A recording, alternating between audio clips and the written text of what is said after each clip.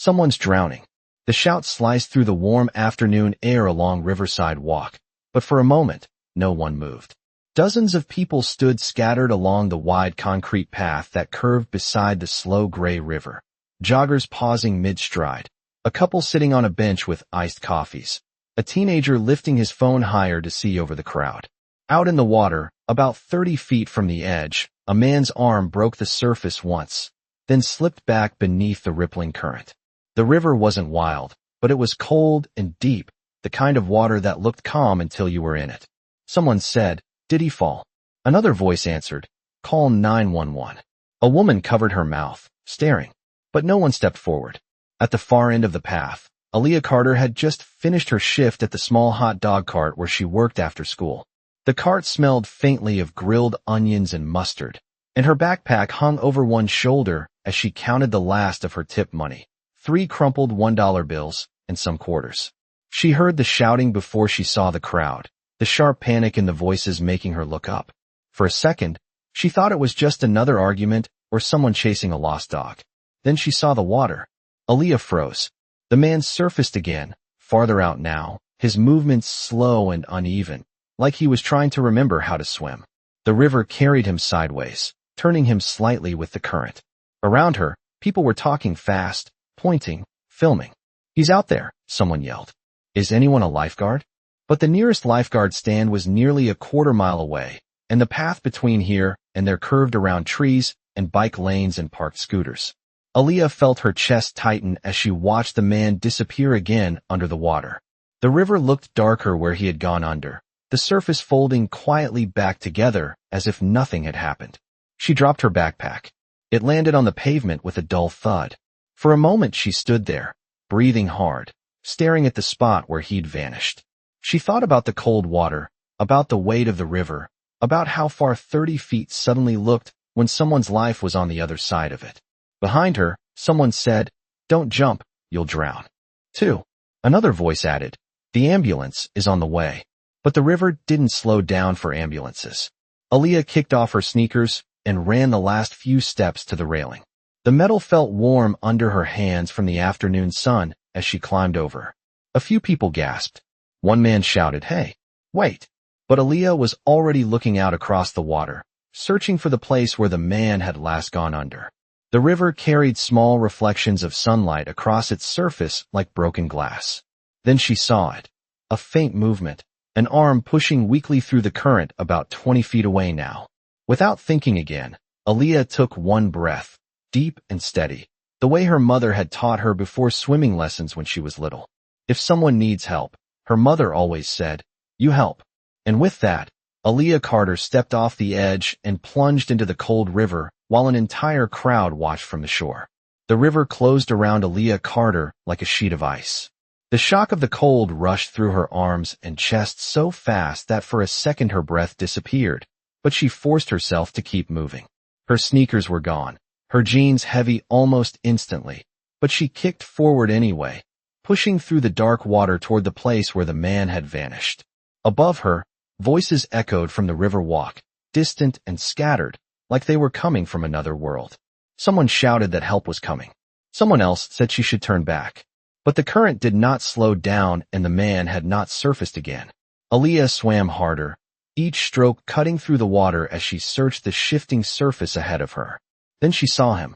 About 15 feet away, a pale hand pushed weakly out of the river before slipping under again. She lunged forward, reaching just as the man sank beneath the surface. The water swallowed both of them for a moment, the river muffling every sound, until her fingers caught the sleeve of his jacket. It was heavy and soaked, dragging downward, but she tightened her grip and kicked upward with everything she had. When they broke back through the surface, the man gasped weakly, barely conscious, his head falling sideways against the current. Aaliyah wrapped one arm around his shoulders the way her old swimming instructor had once demonstrated during a safety class at the community pool. She had not thought about that lesson in years, but now every word returned to her mind as clearly as if it had been spoken yesterday. Keep the head above water. Move slowly. Do not panic. She pulled him toward the shore, inch by inch, her arms burning from the weight.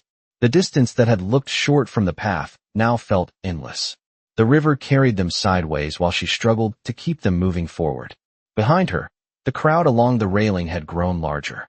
Some people were shouting directions. Others had fallen silent, watching the slow progress through the water. Aaliyah could hear a siren somewhere in the distance, faint but getting closer. The man coughed weakly against her shoulder, his breathing uneven but steady enough to tell her he was still awake. That small sign of life pushed her to keep going even as the cold wrapped tighter around her muscles. Her hands were numb now, her legs growing heavy, but the concrete steps along the edge of the river were finally getting closer. A man from the crowd climbed down onto the lower platform and reached out as they drifted near. Together they pulled the stranger onto the wet stone ledge while Aaliyah gripped the edge and hauled herself out beside him, water streaming from her clothes onto the pavement. For a moment she could only sit there, catching her breath while the world spun slowly back into focus. The stranger lay on his side, coughing softly as paramedics rushed down the path with a stretcher and medical bags. Someone wrapped a silver emergency blanket around his shoulders. Another paramedic knelt beside Aaliyah, asking if she was hurt, but she shook her head, still breathing hard from the swim. Up close, the man looked ordinary. He was somewhere in his late 50s, with short gray hair and a lined face that suggested long hours of work. His jacket was expensive but not flashy, the kind of thing a professional might wear during a quiet walk through the city.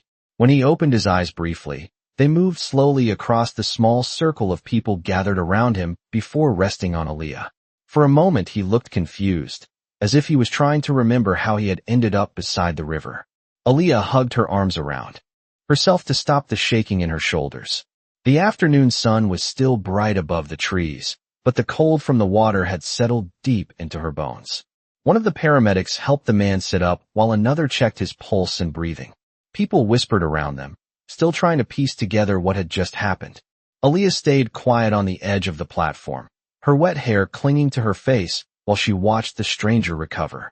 She had not asked his name, and no one had offered it yet. To her, he was simply a man who had needed help in the middle of a river that did not care whether anyone survived its current. A few minutes later the paramedics lifted him carefully onto the stretcher. As they wheeled him toward the waiting ambulance, the man turned his head slightly and looked back at the girl sitting alone on the river steps, the one person in the entire crowd who had jumped into the water when everyone else had only watched. The ambulance doors closed with a quiet metallic thud, and the siren faded into the distance as it pulled away from Riverside Walk. For a few moments the crowd lingered along the railing, replaying the scene in hushed conversations, but slowly people returned to their routines. Joggers resumed their routes, cyclists passed along the path, and the river continued its steady movement as if nothing unusual had happened. Aaliyah Carter remained seated on the damp concrete steps near the water, her clothes still dripping as the late afternoon sun tried to warm her shoulders. One of the paramedics had offered to drive her to the hospital for a checkup, but she had shaken her head and said she would be fine. She did not want to cause more trouble or delay anyone who might need help more than she did.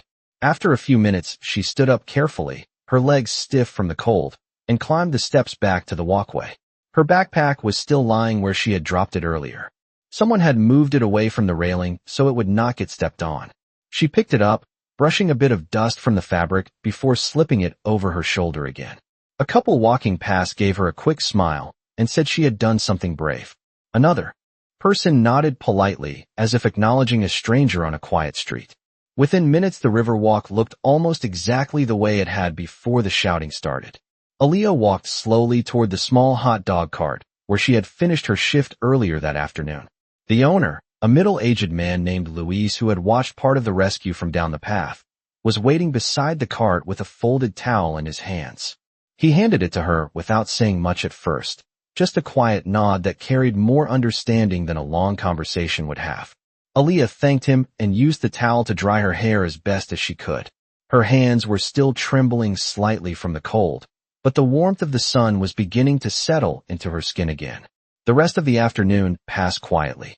Luis insisted she take home the leftover food from the cart, and after changing into an old hoodie she kept in her backpack, Aaliyah began the familiar walk toward the small apartment building where she lived with her mother on the south side of the city.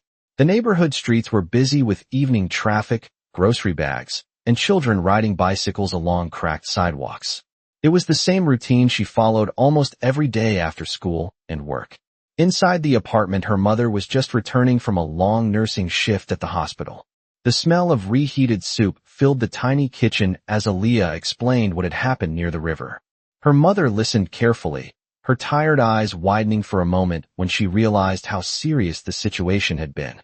When Aaliyah finished the story, her mother simply pulled her into a quiet hug and said she was proud of her for helping someone who needed it. That night, the city lights flickered through the thin curtains of Aaliyah's bedroom, while the sounds of distant traffic drifted up from the street below. Across town, inside one of the largest private hospitals in the state, the man from the river was resting in a quiet recovery room while doctors checked his vitals and spoke in calm professional voices.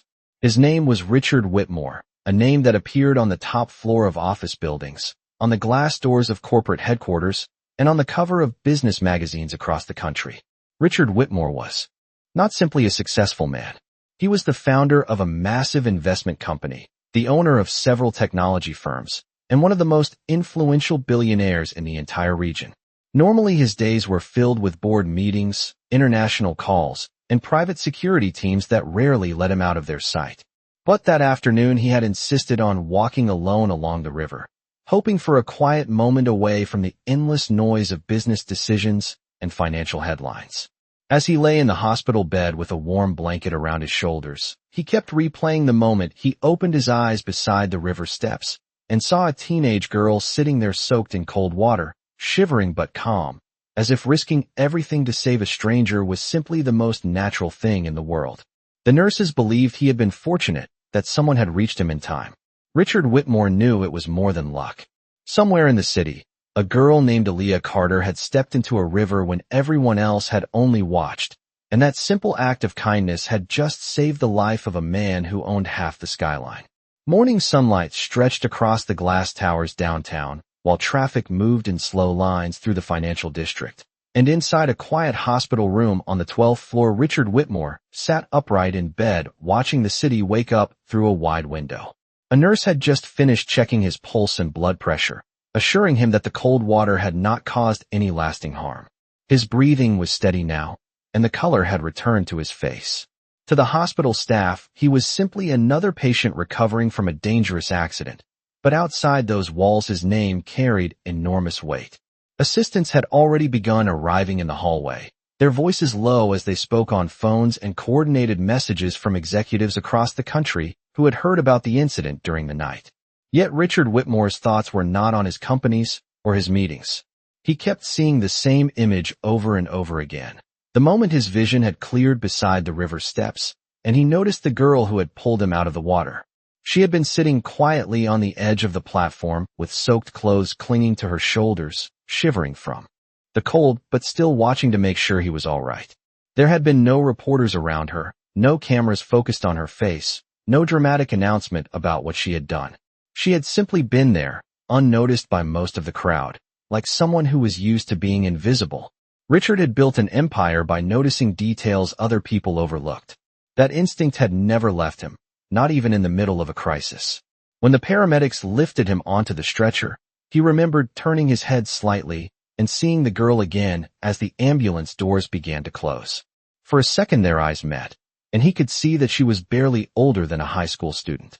There had been nothing dramatic in her expression, only a quiet concern that the stranger she had rescued would recover. Now, sitting in the hospital bed hours later, that brief moment stayed in his mind with surprising clarity. A soft knock interrupted his thoughts as the door opened, and his longtime assistant, Daniel Mercer, stepped inside carrying a tablet and a stack of printed notes. Daniel had worked beside Richard for more than 15 years and understood his routines better than almost anyone. Normally, the morning after an incident like this would be filled with security briefings, legal updates, and careful statements prepared for the press. But before Daniel could begin explaining the schedule, Richard raised a hand slightly to stop him. His voice was calm but firm when he spoke. He asked if anyone had identified the girl who had jumped into the river. Daniel blinked in mild surprise because the question was not what he expected. He explained that the emergency teams had focused on transporting Richard safely to the hospital and had not collected many details about the bystanders at the scene. The local police report only described a teenage girl who helped during the rescue and then left shortly afterward. Richard leaned back against the pillows, considering that answer for a moment while sunlight reflected across the polished floor. He had spent decades surrounded by people who reacted quickly when they knew exactly who he was. Investors returned calls within minutes. Politicians arranged meetings without hesitation, and entire departments moved when he made a single request. But the girl by the river had not known his name or his wealth when she stepped into the water. To her, he had simply been a stranger in trouble. That fact mattered more to him than the size of any deal he had ever closed. After a quiet moment, Richard looked back at Daniel and gave a simple instruction. He wanted to find the girl who had saved him, not for a press conference, not for publicity, but because he believed that a life-changing act of kindness should never disappear into the background of a busy city. Daniel nodded slowly, already opening his tablet to begin making calls, while Richard Whitmore turned his gaze once more toward the morning skyline, thinking about the girl who had stepped into a cold river without hesitation while the rest of the world had only watched.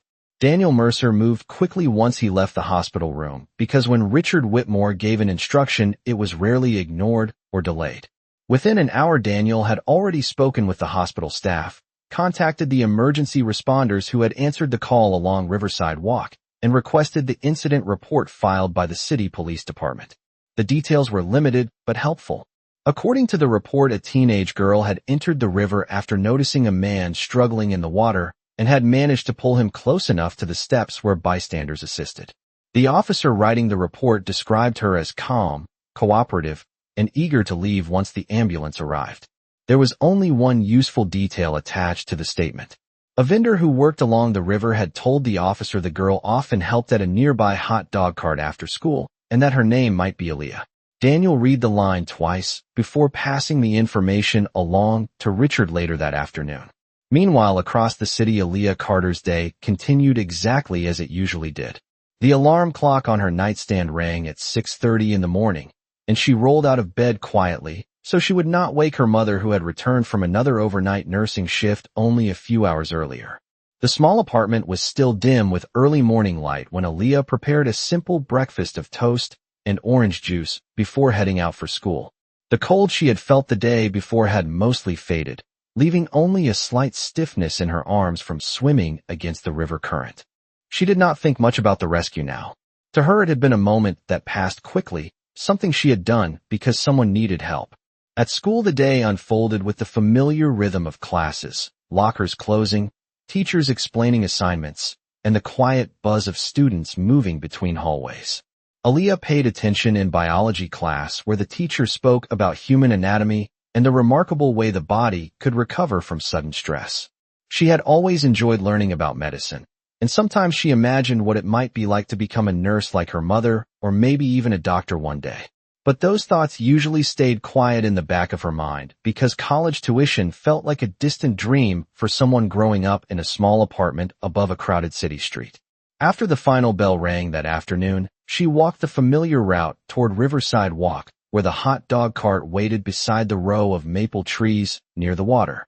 The river looked calm again under the late sunlight, its surface reflecting slow-moving clouds and the occasional passing boat. Luis greeted her with a friendly wave as she tied on an apron and began helping with the evening customers. Neither of them mentioned the rescue much. To Luis, it had been an impressive moment, but he understood that Aaliyah preferred to move forward rather than talk about attention. Customers ordered food, children laughed along the walkway, and the smell of grilled onions drifted through the warm air.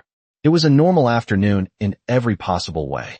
What Aaliyah did not know was that several miles away, inside a tall glass office building, Daniel Mercer was finishing another phone call with city officials who had helped review security cameras positioned along Riverside Walk. The footage clearly showed the moment when the crowd gathered, the instant when the girl dropped her backpack, and the quiet determination in her movement as she climbed over the railing before stepping into the water. Daniel paused the video on a frame where her face was briefly visible as she turned toward the river. Aaliyah Carter. The name matched the one mentioned in the police report and by the vendor near the hot dog cart.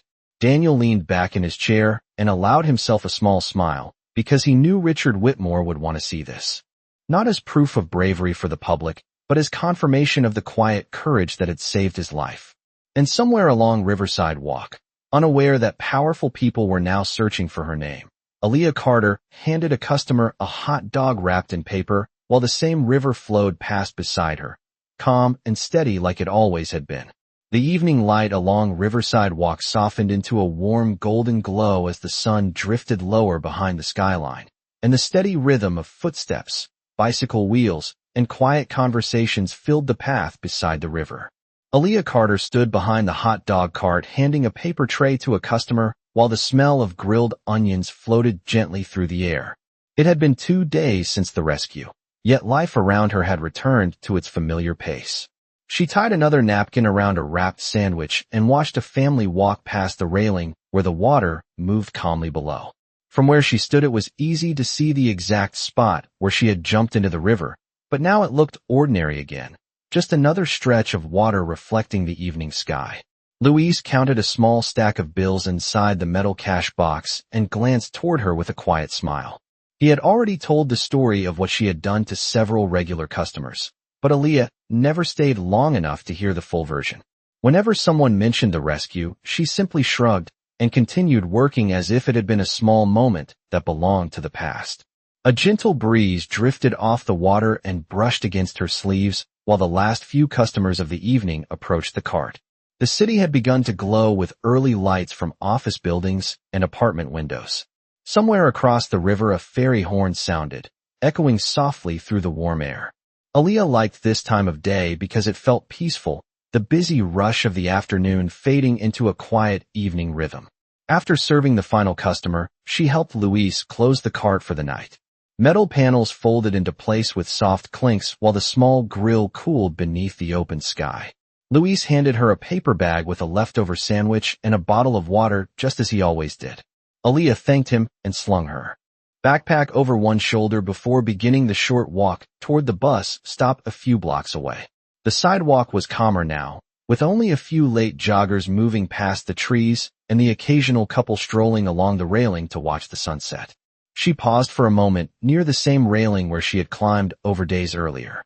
The river moved slowly beneath the fading light, its surface smooth and quiet as if it held no memory of the sudden panic that had once stirred there. Aaliyah rested her hands lightly on the metal rail and took a slow breath. She did not feel like a hero, and she had not told anyone at school about what had happened. To her it had simply been the right thing to do. Her mother had always believed that kindness was not something people performed for attention. It was something they practiced quietly when no one was watching. Aaliyah looked down at the dark water for another second before turning away and continuing toward the bus stop where the streetlights had begun to flicker on one by one. Across the city, in a quiet office high above the financial district, Daniel Mercer sat at a long conference table with a laptop open in front of him. The paused security footage from Riverside Walk still glowed on the screen, showing the moment when Aaliyah stepped over the railing before entering the river. Daniel had watched that short clip several times throughout the day. It was not dramatic or polished like a news broadcast. The camera angle was distant and slightly grainy, but one thing was clear in every frame. The girl had not hesitated. She had acted before anyone else moved. Daniel closed the laptop gently and gathered the printed report that included her full name and the address connected to her school registration. The information had been surprisingly easy to confirm once the search began. Aaliyah Carter, 17 years old, a student at a public high school less than 4 miles from the river. Her mother worked night shifts at a hospital downtown. Daniel knew that Richard Whitmore would want to see these details as soon as possible. The billionaire had been discharged from the hospital earlier that afternoon and was now resting at home, while doctors insisted he take a few days away from business meetings. Yet Daniel understood his employer well enough to know that Richard Whitmore rarely forgot an act of courage, especially one that had saved his life. As the city lights brightened outside the tall office windows, Daniel gathered the documents and prepared to deliver the news because somewhere in a small apartment across town a girl named Aaliyah Carter was riding a city bus home without realizing that the man she had rescued from the river was now determined to find her. The next morning arrived quietly in the Carter apartment as pale sunlight slipped through the thin curtains and settled across the small kitchen table. Aaliyah Carter sat there finishing a bowl of cereal while the morning news played softly from an old television on the counter. Her mother moved slowly around the kitchen after another overnight shift at the hospital, pouring coffee into a chipped mug before sitting down beside her daughter. Outside, the city was already alive with traffic, school buses, and the steady rhythm of people beginning another workday. To Aaliyah, it felt like any other morning. She packed her backpack, checked that her homework was inside, and stepped out into the cool air of the street below. The school day passed with the usual pattern of classes, conversations in crowded hallways, and teachers explaining assignments while students scribbled notes into worn notebooks. By the afternoon, the memory of the river felt distant again, almost like something she had dreamed. When the final bell rang, she walked the familiar route toward Riverside Walk, where the hot dog cart waited beside the line of trees that shaded the path. The river moved calmly beside the walkway as if it had always been peaceful. Louise greeted her with the same friendly nod as she tied on her apron and began helping customers. Nothing about the evening seemed unusual at first. People ordered food, joggers passed along the path, and the scent of grilled onions drifted through the air just like it did every day. But about an hour before sunset, a quiet shift in the atmosphere caught Louise's attention. Several black vehicles rolled slowly down the street beside the river walk and parked near the curb not far from the cart. They were polished SUVs with dark windows, the kind of vehicles that rarely appeared in this neighborhood. Aaliyah barely noticed them at first because she was handing a paper tray to a customer. But when she looked up, she saw two men in dark suits step out onto the sidewalk and glance around as if they were searching for someone. Their movements were calm and professional, not aggressive or loud, but they stood out among the casual crowd along the walkway. Louise leaned slightly toward Aaliyah and murmured that those cars looked expensive enough to belong downtown near the financial district. She shrugged lightly, assuming they were simply visiting the river for the evening view. Across town earlier that afternoon, Daniel Mercer had placed a folder on the polished table inside Richard Whitmore's private study. The billionaire sat in a comfortable chair near a wide window that overlooked the skyline, listening carefully as Daniel explained what he had discovered. The security footage confirmed everything. The girl's name was Aaliyah Carter. She was 17 years old and worked part-time at a hot dog cart along Riverside Walk after school. She lived with her mother in a modest apartment only a few miles from the river. Richard Whitmore listened without interrupting, his expression thoughtful as the quiet room filled with the distant sound of city traffic below. When Daniel finished speaking, Richard stood slowly and walked toward the window where the fading afternoon light stretched across the buildings. He remained there for a long moment before turning back with a calm but determined look in his eyes. The man whose companies controlled billions of dollars and employed thousands of people now had only one item on his schedule that evening. He wanted to meet the girl who had stepped into a river without hesitation when everyone else had stood frozen on the shore. Daniel nodded and made a brief call to the drivers waiting downstairs. Within minutes, the black SUVs were moving through the city streets toward Riverside Walk. Back beside the hot dog cart, Aaliyah wrapped another sandwich and handed it to a customer just as the evening sky began to glow with soft orange light over the water.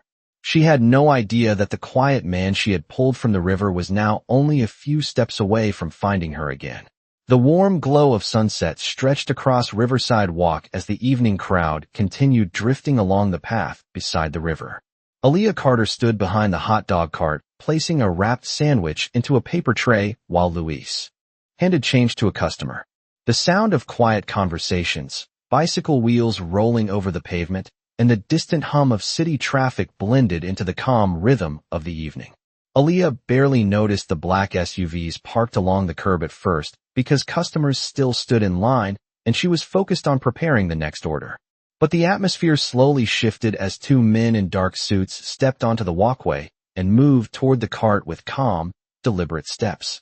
They were not loud or aggressive, yet their presence drew curious glances from a few people nearby. Louise paused while wiping the grill and leaned slightly closer to Aaliyah, murmuring that those men looked like they belonged in an office tower rather than near a street food cart. Aaliyah glanced up briefly and saw the vehicles parked along the curb, their polished surfaces reflecting the orange light of the sunset. Before she could say anything, the rear door of the first SUV opened quietly and another man stepped out. He was tall, dressed in a simple dark coat, and moved with the calm confidence of someone accustomed to being listened to when he spoke. For a moment he stood still beside the vehicle and looked toward the river where the water flowed gently beneath the fading sky. Then his eyes moved slowly across the walkway until they settled on the hot dog cart beneath the trees. Aaliyah felt a strange sense of recognition when she looked at his face, as if she had seen him somewhere before. The memory hovered just beyond her reach until he began walking toward the cart. Luis straightened slightly beside the grill while the two suited men stepped aside, allowing the man in the dark coat to approach the counter. He stopped only a few feet away from Aaliyah, and for a second neither of them spoke. The quiet murmur of the river filled the space between them. Then the man smiled gently, the expression calm and sincere, and Aaliyah suddenly recognized him. It was the stranger from the river. The man she had pulled from the water days earlier now stood in front of her, dry, composed, and very much alive. Aaliyah blinked in surprise, her hands still resting on the edge of the cart. She had never expected to see him again. Before she could say anything, the man spoke in a steady voice that carried quiet gratitude. He said that he had been hoping to find her. Luis looked back and forth between them, clearly confused by the moment unfolding beside his cart. The man continued speaking, explaining that his name was Richard Whitmore. For a brief second the name meant nothing to Aaliyah, but Luis reacted instantly, his eyes widening as recognition spread across his face. Richard Whitmore was a name that appeared on news broadcasts, business magazines, and the glass walls of office buildings across the city. He was one of the most powerful billionaires in the entire region. Aaliyah stared at him in disbelief as the realization settled in. The quiet stranger she had dragged out of the river was not just any passerby. He was the man whose companies shaped much of the city skyline. Yet standing there now, Richard Whitmore did not look like a powerful executive. He looked like someone who had come for a very personal reason. He placed one hand lightly against the counter and met Aaliyah's eyes with complete sincerity. He told her that when he woke up beside the river steps, he had only one clear memory. A girl sitting there soaked and shivering after saving a stranger she did not know. He explained that he had spent the last 2 days making sure he could find her again because he believed that a moment like that should never disappear without being acknowledged. The evening air grew quieter around them as a few nearby pedestrians slowed down to watch the unexpected conversation. Aaliyah felt unsure what to say because she had never imagined meeting someone like Richard Whitmore, much less hearing him speak with such gratitude. But he was not finished yet. Richard straightened slightly and looked around the simple food cart, the worn pavement, and the quiet stretch of river where everything had begun. Then he turned back to her and spoke the words that would soon change everything. He told Aaliyah Carter that saving his life had given him something he could never repay with money alone, but he intended to try anyway. The quiet stretch of Riverside Walk seemed to hold its breath as the last light of sunset faded into a soft purple sky above the river. Aaliyah Carter stood behind the hot dog cart, still trying to process the words she had just heard. Richard Whitmore remained across the counter from her, calm and sincere, while the distant glow of city lights reflected across the slow-moving water beside them. Luis leaned against the grill, silent for once, watching the moment unfold with wide eyes. For years he had served customers along this path, without ever imagining that someone like Richard Whitmore would be standing beside his small cart. But the billionaire did not appear interested in attention or spectacle. His voice remained steady and genuine as he continued speaking to Aaliyah. He explained that during his years in business he had met thousands of people who talked about success, power, and opportunity. Yet very few had ever shown the kind of courage he witnessed when she stepped into the river without hesitation. He told her that what she did that day was not only brave but deeply human, the kind of action that reminded people what kindness really looked like. Aaliyah listened quietly, unsure how to respond because praise had never been something she expected or sought. To her, the rescue had simply been a moment when someone needed help. She glanced briefly toward the river where the current moved steadily beneath the darkening sky. Richard followed her gaze for a moment before continuing. He said that after leaving the hospital, he had asked himself a simple question. If someone saved your life without expecting anything in return, what would you do next? The answer had become clear to him almost immediately. Richard reached into the inside pocket of his coat and removed a small envelope before placing it gently on the counter between them. He explained that inside the envelope was a letter confirming a full educational scholarship created in her name through one of his foundation programs. The scholarship would cover everything needed for her future studies, including tuition, books, housing, and medical training if she still wished to pursue the dream of working in healthcare one day. Aaliyah stared at the envelope in disbelief, her mind struggling to absorb the meaning of what he was saying. Luis slowly removed his cap and shook his head in amazement, while a few pedestrians nearby paused to watch the quiet conversation. Richard did not speak loudly or dramatically. He simply explained that the world needed more people who were willing to help a stranger when no one else moved. If giving her the opportunity to study and build the future she deserved could honor that moment beside the river, then it was the least he could do. Aaliyah finally picked up the envelope with careful hands, still unsure if the moment was real. Her voice was soft when she thanked him, but her eyes carried a mixture of gratitude and humility that said more than words could express. Richard smiled warmly and nodded once, satisfied that he had done what he believed was right. After a few more quiet words, he turned and walked back toward the waiting SUVs, leaving the riverwalk almost as calmly as he had arrived. The vehicles disappeared down the street moments later, while the night air settled gently over the path. Aaliyah remained standing beside the cart for a long moment, the envelope still in her hands, listening to the peaceful sound of the river beside her. The same water that had once carried a stranger toward danger now reflected the lights of the city in long shimmering lines. And for the first time since that day, Aaliyah Carter understood that a single act of kindness, given freely and without expectation, could ripple outward in ways no one could ever predict.